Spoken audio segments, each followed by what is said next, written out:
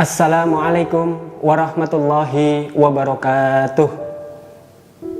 Alhamdulillahi rabbil alamin, walladzi arsala rasulahu bil huda wa dinil haqq liyudhhirahu ala dini kullih wa kafa billahi syahida.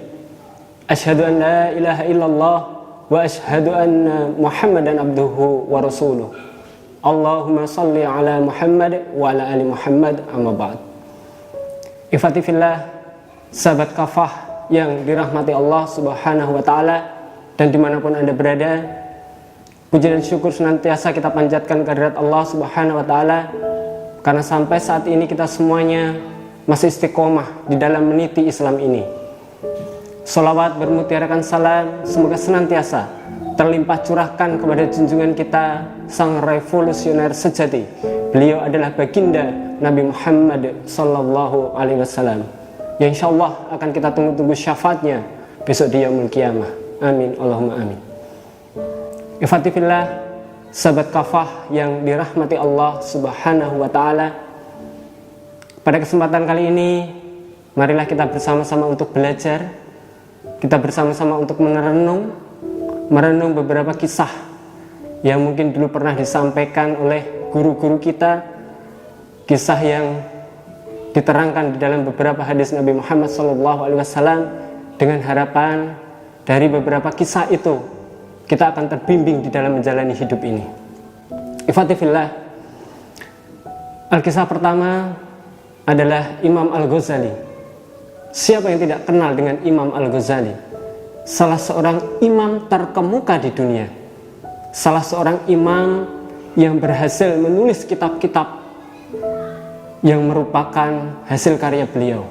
Syekh Nawawi dalam kitab Nashaihul Ibad pernah menceritakan Imam Al-Ghazali pernah bermimpi. Ketika itu ditanya tentang amalan atau bekal apa yang kamu bawa hingga sampai ke hadirat Allah subhanahu wa ta'ala. Kemudian Imam Al-Ghazali pun menyebutkan seluruh amalan yang pernah ia kerjakan. Namun singkat cerita tertolak. Justru Allah subhanahu wa ta'ala menerima satu amalan yang barangkali kecil yang pernah dilakukan oleh Imam Al-Ghazali ketika beliau itu menolong seekor lalat. Dalam Hujatul Islam Al-Ghazali, Imam Al-Ghazali pernah tenggelam di dalam menulis kitab-kitab, dan tiba-tiba seekor lalat hinggap di ujung pena beliau, dan beliau pun membiarkan lalat tersebut untuk meminum tinta yang beliau gunakan sampai lalat tersebut puas.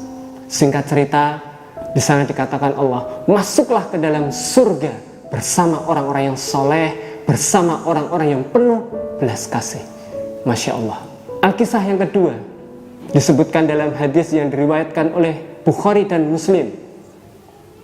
Ada seorang pelacur, ada seorang pezina yang melewati seekor anjing yang berada di dekat sumur sambil menjulurkan lidahnya karena anjing tersebut kehausan. Kemudian wanita pelacur atau pezina ini pun segera melepas sepatunya, kemudian mengambil kerudungnya dan menalikan kepada sepatunya untuk mengambilkan air, kemudian diberikan kepada anjing tersebut. Maka di sana dikatakan Allah mengampuni dosa-dosa dari pezina ini dan dimasukkan ke dalam surga. Subhanallah, amalan yang tampak kecil namun faedahnya sangat besar. Al-kisah selanjutnya disebutkan juga di dalam hadis riwayat Bukhari. Ada salah seorang yang dia sangat rajin dalam beribadah. Siang hari dia berpuasa, malam hari dia sholat. Dia juga sering bersedekah dan melakukan kebaikan-kebaikan yang lainnya. Namun ternyata orang tersebut di akhir hayatnya meninggal dan dimasukkan ke dalam neraka, hanya karena orang ini telah menyakiti tetangganya dengan lisannya. Naudzubillah. Mudah-mudahan kita semuanya bisa terhindar dari perilaku tersebut, menyakiti hati tetangga dengan lisannya.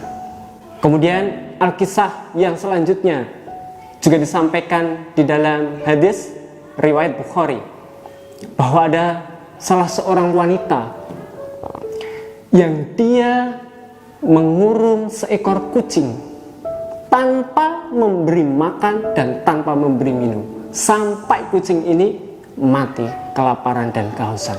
Maka diceritakan di sana, kata Allah adalah Allah akan memasukkan orang tersebut ke dalam neraka. Ikhwatifillah, sahabat kafah yang dirahmati Allah Subhanahu wa Ta'ala, dan dimanapun Anda berada, untuk mengawali apa yang akan saya simpulkan adalah bahwa kisah-kisah yang saya sampaikan di atas insya Allah berdasarkan hadis dan sahih yang dapat dipertanggungjawabkan. Dan untuk mengawali kesimpulannya, satu ayat, فَمَنْ يَعْمَلْ مِثْقَالَ ذَرَّةٍ خَيْرًا يَرَهُ وَمَنْ يَعْمَلْ مِثْقَالَ ذَرَّةٍ شَرًّا يَرَهُ. Jadi teruslah kita itu untuk menjadi orang yang baik. Jangan pernah bosan untuk menjadi orang baik. Tidak ada orang yang ketika dia berjalan di suatu jalan, dia mengalami suatu kecelakaan karena perkara yang besar, karena mungkin batu yang besar, tidak. Tetapi orang celaka di jalan karena bisa jadi karena perkara yang kecil, karena mungkin batu-batu kecil atau kerikil, pasir-pasir, butiran pasir, dan lain sebagainya. Maka sekali lagi, jangan meremehkan perkara yang kecil, dan jangan merasa puas dengan perkara yang besar yang mungkin sudah pernah kita kerjakan. Sekali lagi, teruslah menjadi orang baik, dan jangan pernah bosan untuk menjadi orang baik. Teruslah untuk menjadi orang yang bermanfaat untuk seluruh makhluk, untuk orang-orang yang ada di sekitar kita, dan jangan pernah menzalimi makhluk-makhluk Allah yang ada di bumi ini. Jadikan Al-Quran dan As-Sunnah sebagai pedoman di dalam kita mengarungi kehidupan ini.